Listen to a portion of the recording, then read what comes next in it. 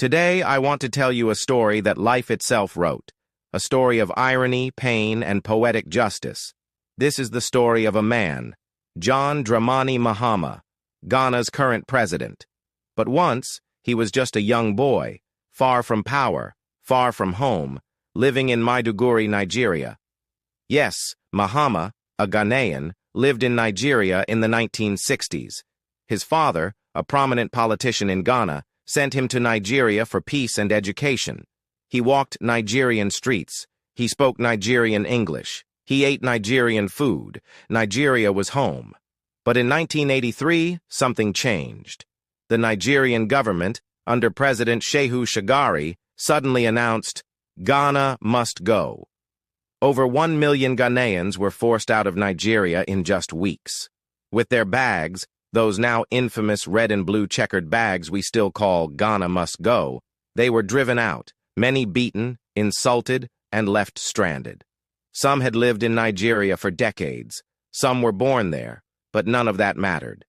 Mahama himself witnessed it. He called it one of Africa's most painful scars. Years passed. Ghana rose again. Mahama became a man, then a president. And now, in 2025, something unbelievable is happening. In Ghana, Nigerians are being asked to leave. Nigeria must go, not officially said, but unofficially enforced. Tensions rise, traders are harassed, shops are closed, and the same streets where Ghanaians once begged for refuge now push Nigerians away.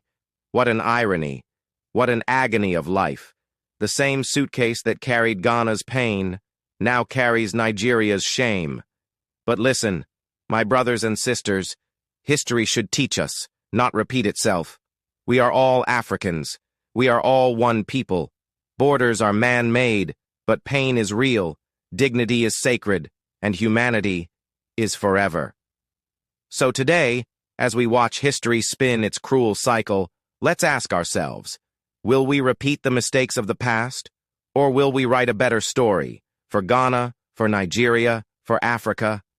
Life has a strange way of turning tables. Once it was, Ghana must go. Now it's Nigeria must go. But pain has no nationality. If you believe in unity over division, if you believe Africa is stronger together, share this. Let someone remember. Let someone rethink. Because history doesn't have to repeat itself if we choose better.